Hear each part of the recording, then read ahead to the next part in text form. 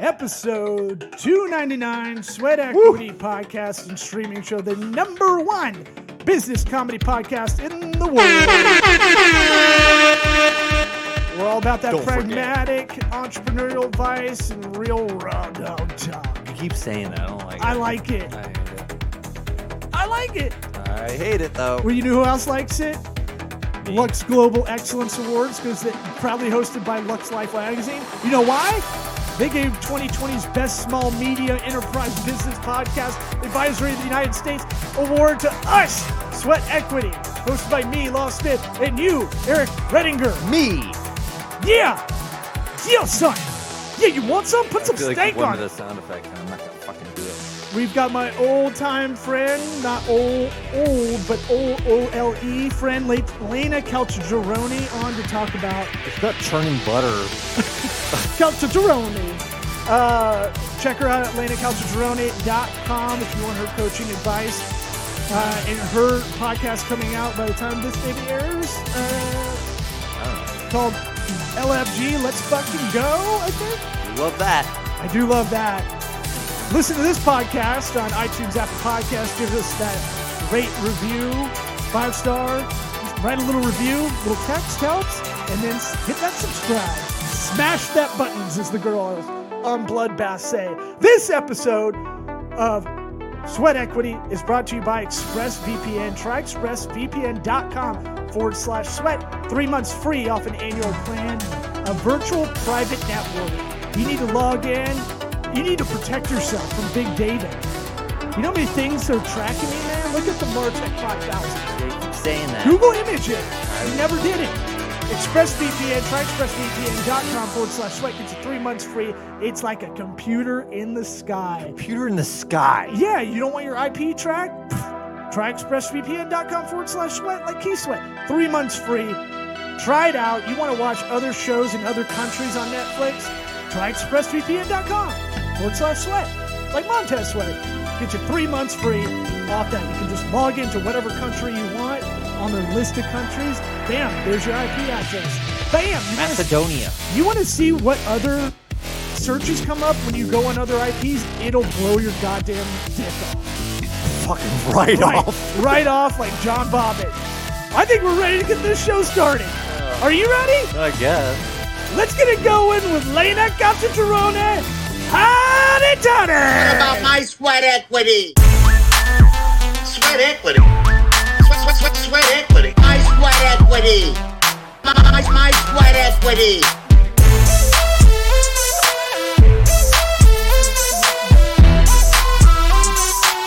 Sweat equity. What about my sweat equity? How are you guys? Good. We're Eric? good.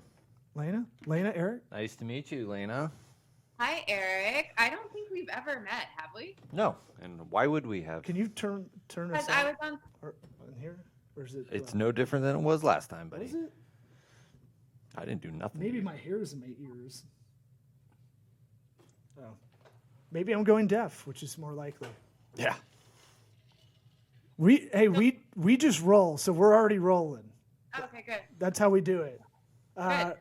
Before I forget, tell everybody where to go to reach out to you. I assume your website, but you may have to spell out your name because I'm dyslexic, and if I start reading it out, I might mess it up. And we went to like kindergarten through 8th grade pretty much together. So I know. that's Oh, really? really insulting. Yeah, we did. To spell your name and to be as dumb as I am about spelling stuff, that's like that. I'm sweating now thinking about it because I thought Eric's going to be like, do it. You should do it. Do it. Do it. You should do Fair. it. You ready? Okay. You want to go to Laina Caltagirone. No, he's cheating, though. He's looking it up. LainaCaltagirone.com or my Instagram, Laina_Caltagirone, and on my link in my bio is like all my stuff. But Everything. And everybody's just going to Google that. I'm saying Caltagirone is not the easiest of names to spell out. It's not phonetic. It Is you know it? what? It is. It 'Cause is. Think about it. Yeah. How would you spell Calta? Calta. Uh-huh. How would you spell Girone? Girone. Jabroni? J. J? A. J? Okay. So go to LainaCaltagirone.com. That's Boom. it. and it's a Squarespace site. You know how we know that? Because we made like Right. 200 of those Squarespace sites. We know it by It's- template. It's definitely Squarespace. Boom! Fucking That's nailed the it. easiest- Yeah, but I what started on template? WordPress.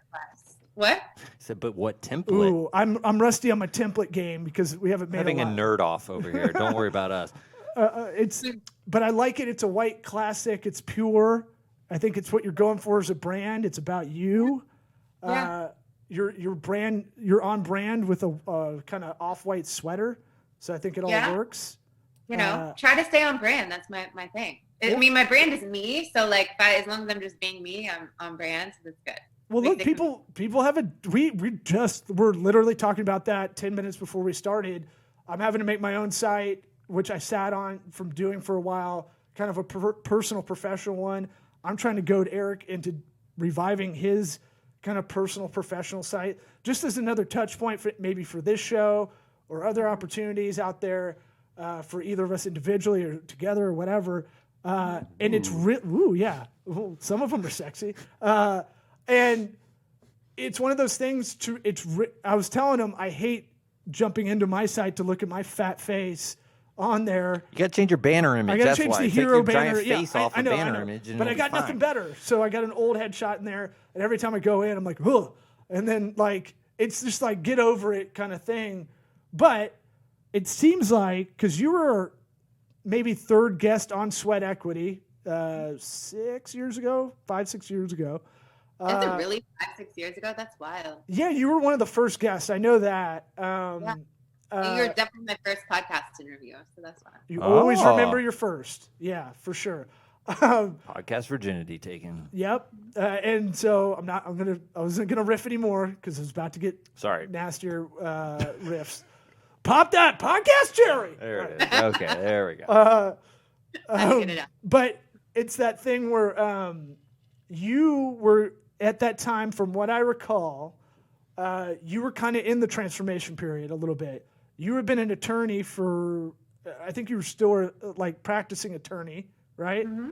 About 5-6 years ago, and your interests are starting to drift into this. Call it, for lack of a better term, and you can kind of explain it better. This kind of coaching world. Is that where you're at? Well, tell us what you're doing. How about that? And then we can go. Okay, fair. So since then, I've transitioned full time. So when I was with you guys or with you, because Eric, that's why I asked if I had met you, because I didn't know if we had met. It was Caleb Fuddy used to be the old host, but okay. So I was like dabbling and doing some coaching, doing some courses, and I had all these big dreams, and now I'm doing it full time. This is what I do. So I left practicing law 3-4 years ago. I moved to LA to jump full time into this, and since then I've been doing. I've got a corporate side. I do like corporate executive mindset coach, speaking, which is kind of paused right now. Sure. A retreat company, digital classes, like same model that I was envisioning. I'm just like fully doing it now. So you are the success story. You had you had a vision board, could be a Pinterest board, could be figurative, but you actually went and did it in an ambition that a lot of people try and fail at. I would say, yeah, they go to the coaching route because you're also young for a lot of the coaching, right? Like I'm sure you've gotten, why should I listen to you? You're not even 40 yet. Right. I get some. Right. Look, I get some of that in the marketing world, this strategy or business planning world. Once I started having a little bit more gray in the hair and beard, You shaved your beard though. That's the problem. well, I tried to shave Like the baby today. face. I tried to shave today, and I'm so bad at it. I'm so much better downstairs shaving because I can do. Amazing down. I'm really good at manscaping myself, but the top, I tried to just trim the little baby hairs that go over your lip. Mm-hmm. I got a job interview tomorrow. It's a big boy job interview. I got to wear, got to be in a suit. This might be a job I have to wear a suit every day for, kind of executive role. And I'm like, well, I got to make sure I look good. And I was like debating all the time. And then I cut it and I look like I was trying to be a Puerto Rican basketball player in the hood. And I was like, that's not going to do well. That's not going to, where you cut it and it looks like pencil thin mustache guy. from the Jimmy Buffett song, or like, when a guy cuts the mustache a little bit above the lip, you're like, what podcast? Yeah, you gotta go. am I You on? gotta go like this. Yeah. You go like yeah, and you go, and then hang over. I know, and I tried to eyeball That's it, a and look. That could be a look, it just depends on what you're going for. But it I wasn't know what you're he going never for. takes risks. I with don't have these that kind of things. cachet. Plus, I was looking at myself before you jumped on in the Zoom. I'm like, hey, this makes me look a little bit younger. It's not so. I just need to get a little bit more sun.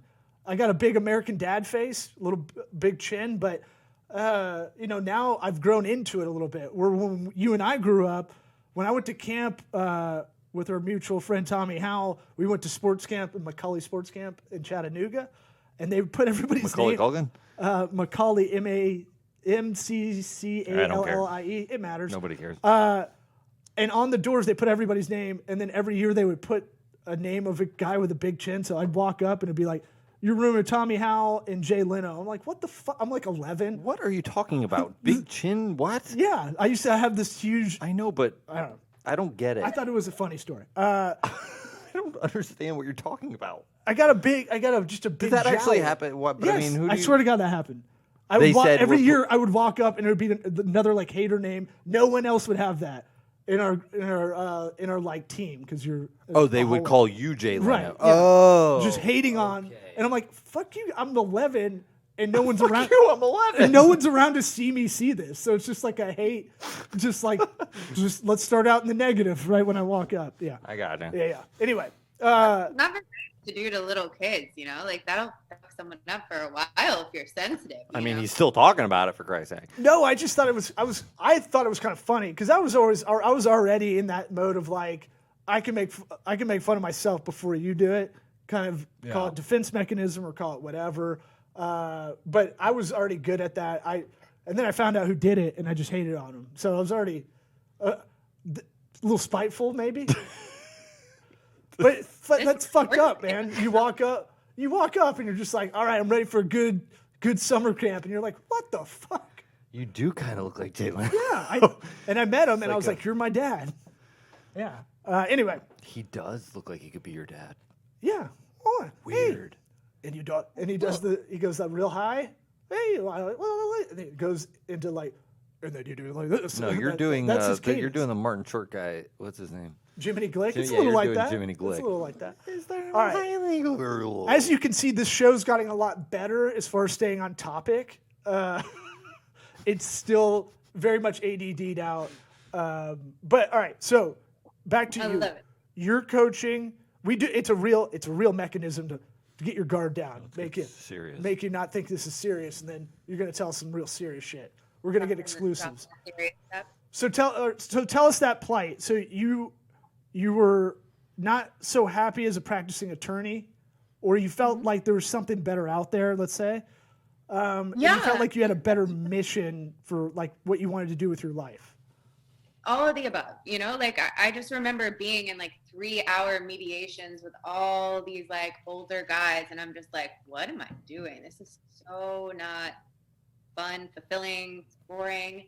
And I loved it because I was practicing law with my dad. I worked with my dad every day, and I love him. But it was just not fulfilling, and I wasn't happy. And I was kind of trying to figure out, because I'm like, why am I so unhappy? I have a good job. My family's healthy. I'm healthy. I've got a relationship. I've got a house. Like everything on paper is good. But why am I not happy?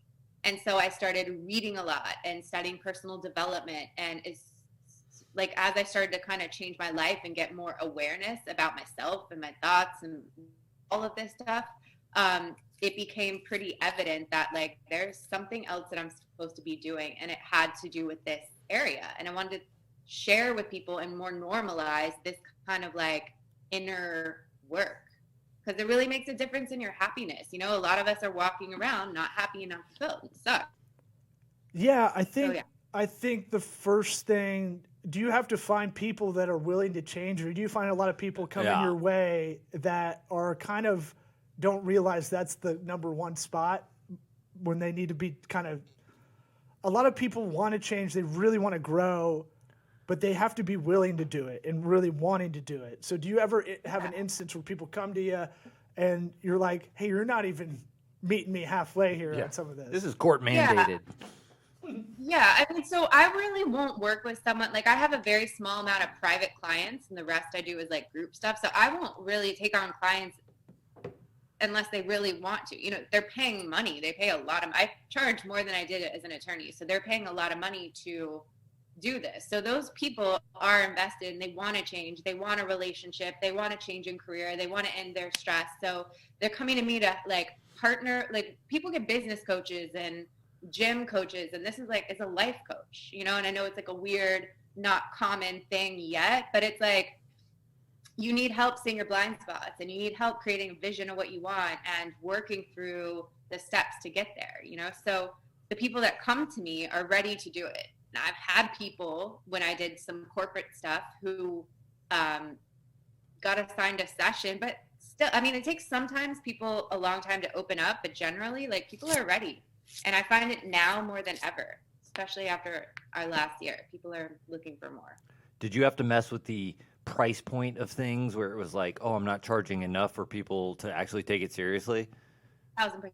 That's been a whole journey. I mean, like, business entrepreneurship is a whole personal development journey on its own. I mean, developing confidence around selling and pricing, communicating your prices. And yeah, I mean, of course, I undervalued my shit at the beginning.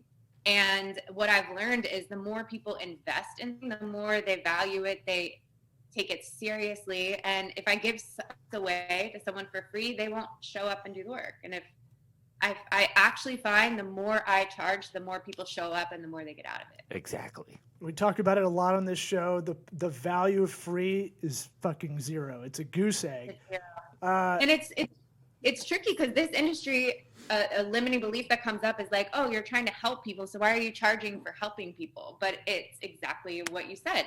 You invest what you pay. It's, you know, the worst comedy crowds are the free ticket crowds. Mm-hmm. And it's like, if you just paid $1, it's a psychological thing. If you got out your wallet and gave $1 or 4 quarters or 10 dimes, or just list everything, how you do it, 100 pennies, or you give a 5 and they give you 4 back. But if you just made that, it's a weird psychological thing. When you don't do that and something's free, the shows are always shitty. And it's always like, it's the free ticket crowd. They call them comp tickets in the comedy world. And it's like, oh man, this is a comp room? Fuck. Yeah. Like, this is going to be tap dancing. And I can't get down on myself if people leave too. Well, because I'm not for everybody. I'm sure there's tons of people in your business that don't charge as much as you do and don't care. And they just, oh, you want to be my client? Sign it up, you know, and I've got 100 clients and none of them follow through on anything. Right. There's definitely, I mean, with every industry, there's people that charge a whole range of prices, right? And my business isn't really like a high volume as far as the one-on-one coaching. I'd rather scale digital classes and group things, you know, and do a lower price. But what I try to do is have low price kind of self-study things. And then obviously the higher end would be private coaching, small group coaching. Like I do like a business program for 3 months, and I take a 10 to 12 women who want to start this business, and I get them up and running and launch a product and put it out to the world. So like those are higher tickets, but I kind of have things across the board. No, you should have, I would call that a lead-in service if you're starting to have, like this podcast, if we were smarter, we'd kind of do what you're doing at the aforementioned personal, professional brands where we can do consulting hours, but this is the free, we always want to make this show free, and then maybe eventually create a premium, you do Patreon or whatever, or we do some kind of other series, or we leverage it into a live podcast, kind of corporate comedy-ish thing. But comedy-ish. Well, I mean, corporate comedy's rough, so it'd be a tough putt if it was corporate comedy. What is corporate comedy? You have to be clean, super clean. For sure. You can't take any risks. You can't talk about sex, drugs, anything that's interesting. Basically, comedy with HR attached to it. Yeah, think about that. But they pay a lot, and so a lot of comics do the gigs, regret doing them because it hurts their soul. But when I've done a few of them, and it took me a while to find out that like whoever's coordinating it it's on them to watch me before they hire me. And so I found out, like, because I would go up and try to placate to it, and I always bombed. And I was like, this is terrible. And the crowd doesn't like it either, because they're just normal people that you know how to win over that free ticket crowd eventually, like that. And a lot of them don't know stand-up's coming. So I had to tell the booker, hey, do they know stand-up's going to happen, or are they going to be at the buffet table, or what is the setup like? Is it going to be a real stage, or am I on the floor with a fucking a mic that goes to your hip, like calling bingo numbers? Yeah, like what's the setup? And that's a little bit of that realizing kind of what you're worth after a while. I was like, I know I'm better than this. Like, and I know I can ask the right questions ahead of time. For you, I want to hear about that journey from really taking that leap. How did you know you needed to do this, like to the point where you took that leap? Did you hybrid style do it where you were working full time? Because that's usually the most pragmatic way, and that's kind of what we talk about on here. Yeah, absolutely. And you know, when we did our first interview, I was already like, you know, I had a side hustle. So I had a side hustle for a while. And so like this morning I did a podcast and we talked about intuition, and I really strongly believe and preach and help my clients with learning the balance between intuition and logic, and not just doing what makes sense all the time, but also following when your gut tells you, okay, it's time to make that jump, or this is not the right opportunity. So you need both. And intuition actually has to be practiced. You know, we've been living all logic forever, and intuition is actually, I think, more valuable, more expansive. So you need both. So to make the transition, yes, I had a side hustle. I saved up money. But there became a point where I intuitively knew, like, this is my time, you know, and I work a lot on mindset and a lot about getting to know my inner world. Like, am I taking this action from fear, you know? And I really try not to make moves in my life because I'm scared. And so I could have fear is always going to be around jumping careers, right? So if I listened to that, I would have never jumped. So I needed to use intuition and logic to kind of make that decision of when to go. If that makes sense. Yeah, that makes sense. It's weird. We have to, with Zoom, we try to not talk over. So we try to give some of the answers a little bit of breath. So it's a little tough than doing it in studio a bit. Well, I think that's why I gravitated to I saw what you were doing, starting to market yourself a little bit more. I think I empathize with a lot of that. I'm also a little bit jealous that, you know, I need to get better at that as far as that self-work. But I think you're doing a good job promoting yourself, because look, there's always going to be a lot of haters that are in your social circles. And that's honestly, when you start out your own brand, it's going to come from the inside out. Friends and that whole realtor's sphere of influence, you know, the three rings of people, your friends and family, your friends, and then acquaintances. And it goes out like that. Then it's going to be users you don't know yet. How did you seek out the right, like, kind of tutelage when you knew you wanted to do this? Did you start researching a lot, or what? What do you mean? Like, all right, so you're working as an attorney, and it's good to know that some of my attorneys that I've been in mediation with aren't all there. They might be daydreaming as well. Because I always think, I think of attorneys just like hyper focused the whole time. But which attorneys? Some are business, some are not. You have a comment there? No. Okay. I have one too. Yeah, some divorce attorneys are checked out. Some mediators are checked out too, I found out.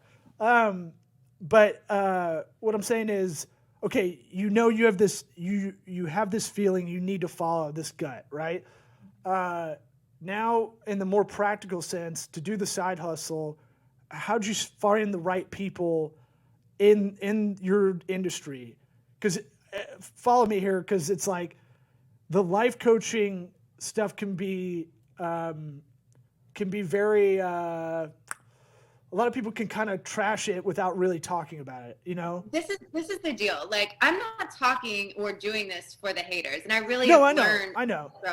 But this is the thing. Like, with any new thing, yeah, there's going to be people that don't like it, but there's those people, like, you have to understand, are not happy with what they're doing. Anyone that's talking shit really on someone who's going after their dreams is unhappy in some way, jealous in some way, and that's how they kind of hide it.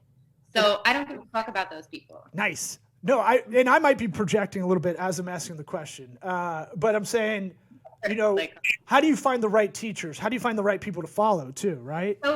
So that's what I was trying to get to. To grow my business. Yeah, keep yourself centered. We talk about entrepreneurism. You're floating on a life raft after your boat's capsized in the Gulf of Mexico. A lot of the times, it's lonely. It's isolating. Even if you're a mom and pop and your partner is your partner in real life, they still don't understand what you're going through a lot of the time doing your own thing. So how do you keep yourself centered? Because I'm sure you're doling out that advice a lot of the time. Yeah, I mean, that's a great question. And it definitely, entrepreneurship is challenging. I mean, and there's definitely times where you feel super alone. And I think one thing is I have a lot of peers, I have a lot of girlfriends who are in the same industry who I've intentionally created. Like, I know that I need a network to be able to do this. We need to be able to compare, what are you charging? What platform are you using? Like, damn, that client did that. Like, you need your peers around you. And what I found is, like, you need people at your level, and then you need people who are ahead of you, and then you need people who are behind you that you're mentoring. When you have all three, you really have a good sense of community that keeps you grounded. I'm still I'm still working on it. I still feel isolated a ton, but because I do have people to call when things go down, I feel grounded, Yeah, like golf or poker, stand-up or rapping, business, the game, you never win. You never get to the spot where you're just like, oh, this is the finish line, right? Look at like Bezos. Well, I mean, golf has pretty clear-cut winners every weekend. No, but the games between your ears is the romantic part of it. You'll never really, unless you get 18 for 18, you're never gonna, and you can't do it. So that's the thing. There's always constraints, but if you put things around you, like if you're around other golfers or other rappers, it elevates your game sometimes. That's in a maybe more cooperative, competitive way, right? Yeah. It can have that result. Like, I'm going to go do an open mic after this. It's good for me to get called out by my peers that I know I can do better in this, this, and this if I phone it in. Sure. Did you proactively look for that group, let's call it the side group of friends that are in the same area?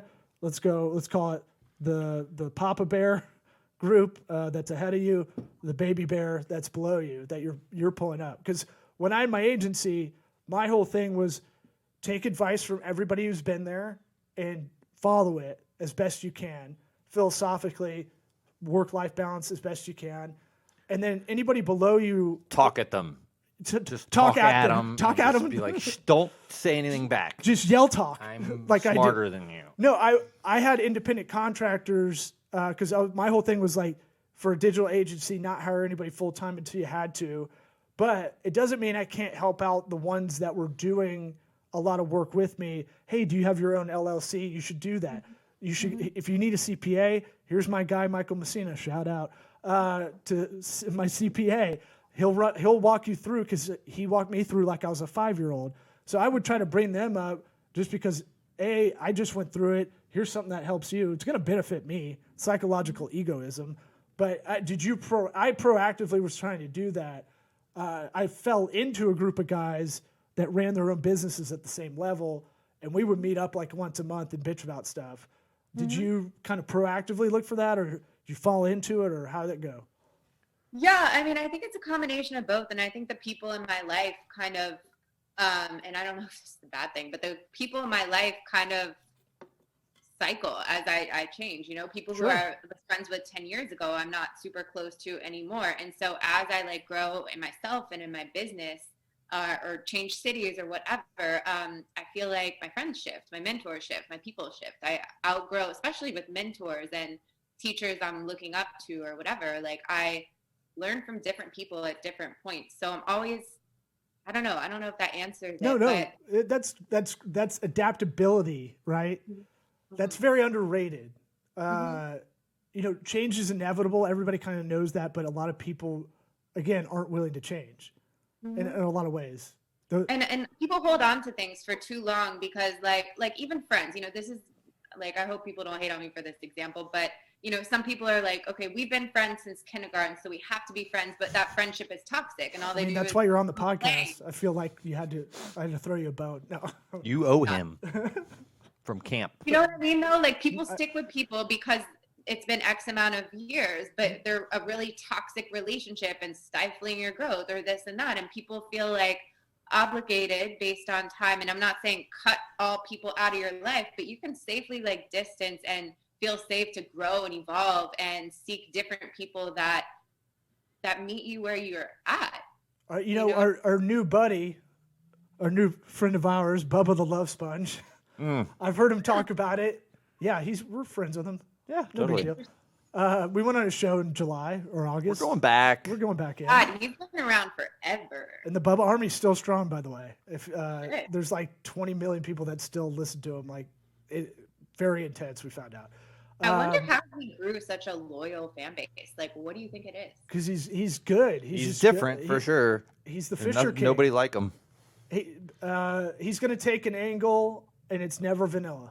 He gets radio drama. He's super polarizing. Right. Yes, exactly. Yeah. But that's what what I'm you saying. want. The drama, he understands how to play into that drama, and he'll push it all the way to the edge, and then it's very they Trump-esque. stop recording. It turns off, and then he's different. Yeah.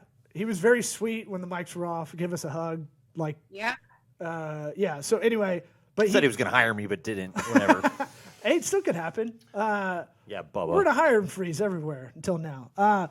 So he talks about having a one-way friend, and you can't have that like a one-way road. You can't have that friend that's just a taker, always taking, and it was taken. Like, it has to be reciprocated. I just like that term, a one-way friend, and that you got to cut some of those loose, right? Nostalgia is a funny thing. Like, I see it with the reboots of all the like media stuff, like Cobra Kai. Yeah, and it's like, this show's okay, but it's not amazing. Yeah. It's just the nostalgia. I just want to see Ralph Macchio try and do karate moves still. Right. He can barely do it. And so cute. I think nostalgia's way overrated. Like, imprinting, right? I still see, look, I was telling Eric, I still see Laina as the girl who had Coke bottle glasses in third grade that I remember. But I know you're a different person for sure. And I know part of maybe being Winnie from the Wonder Years, where you grew out of that, had to do with your makeup to get here, right? Yeah. So it's one of those things where I hope that reference landed. I don't get it. Well, you were like the straight A student, right? Growing up, and you're a gorgeous human being now. It's not even subjective. You're a very attractive lady out there doing what you're doing. It is contagious. It is something that you go, oh, she's doing it right. Now I'm running out of steam. I'm not saving you from that. Well, we're about to close this out anyway, because we have to ask you the one question we ask everybody on the show that we failed to ask you the first time around. And I hope this podcast wasn't a waste of your time. No, it's been fun. I say that because she's smiling like, what am I doing? What is this? No, it's great. She's smiling because it's almost over. I mean, it's actually really refreshing because like there's this side of me. I mean, there's many sides of me, right? Like, sure. Can't be all like all the time, and the majority of podcasts I'm on now are like in my personal development world. So it's really refreshing to have like a relaxed, chill, funny, like environment. Good. It's nice. Good. That's what we're going for. Real talk, as our homies say in the streets. What advice would you give your 13-year-old self? You can time travel. You go back in time. You can show up and not scare your 13-year-old self, but you can grab your 13-year-old self and go, this. What would you say? I'd like pump myself up. I'd be like, don't listen to any of these little like people making fun of you or anything like that. Like I'd tell myself, I'd teach myself some self-love in some way. I don't know exactly what I'd say, but I'd pump myself up and empower myself, because I remember so much growing up just feeling like an outsider or not enough and insecure. And like, I think the majority of people feel like that into their adulthood. So if I could fucking nip that in the bud at 13, I would definitely go back and be like, like own who you are. Like every aspect of you. They're not cooler than you. They're not cooler than you. We're all in the same playing field here. Like love yourself.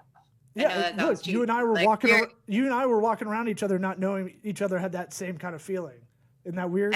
We all do. We as adults, we still feel that shit. Are you kidding? But we were literally within proximity of each other at school every day, and we became friends as adults. But it's like, it's one of those weird things that you don't realize that when you're younger. So we hear a lot of that self-love, cancel out all the radio noise. These are common kind of themes we hear a lot. So you're on target with kind of the bell curve when people answer that question. Cool. Well, thanks for coming on. We'll have you back on whenever you need to promote something or whatever. Yeah, I love it. I'll be on anytime. What's your podcast? You mentioned you had one. I'm just starting it. So it's called Let's Fucking Go. LFG. I'm sure you've heard that like acronym. Yeah. But the Buccaneers, Brady. Yeah. Mm-hmm. Says it all the time. You guys would be shocked how many people. So the main thing I teach is manifestation, which is like, it's really simple. It's what do you want in your life? Do you want fulfilling relationships, a great wife or husband? Do you want, what do you want? And like, be expansive about it and go after it. And don't let limiting beliefs and fears and shit sabotage you. Mm-hmm. Like it's not so woo woo. It's kind of fucking like setting goals for your life, but love it. It also is about the power of your language and your words and your thoughts. And you would be shocked how many people from Drake to Oprah to all of the main like hugely successful people we know at this time are vocal about the fact that they practice manifestation. They speak things into existence. They're into these things, and it's a common thread. So like what I want to do is normalize this stuff so people don't think it's weird and people actually use it. So I want to interview a lot of different people from all sorts of walks of life who use manifestation for their success. Well, when you run out of guests or you need someone last second, we're here for you. That's my pitch to That's everybody our manifestation. that has this podcast. We're like, when you run out of guests, we'll be there. You need so a we're stab. going to work on self-love on episode 1. Okay, sure. Together we're going to work on self-love, raising our prices, and Look, we're there. Go back a couple episodes in our catalog and look at Dean Akers' episodes. The last 2 times he's been on, he's talked about the exact same thing, just in a different form. He just talks about what do you want to do. Okay, where do you want to go work? All right, start checking off where you want to go work. Now go attack it. If you want a job or if you want clients, all right, what kind of client do you want? And this is shit we used to do in my office all the time on the whiteboard, just like, what do you want to do in 5 years, 3 years, 1 year? We'll put it on the right side of the board. We're here all the way on the left side of the board. We're going to be part of this story that gets you to there, but the how we're going to help you with. Yeah. It's like designing your life instead of just like letting whatever happens happen, you know, and just like hoping it's good shit. Like, why don't we get more like proactive with it, you know? Yeah. Very empowering. Yeah. We love it. We're into it. Well, I'd love to have you guys as a guest on my podcast. Whenever. Lock it in. Whenever you need us. Right ahead of time. You guys are awesome. Thanks for coming on. Thanks. Bye. See ya. Bye.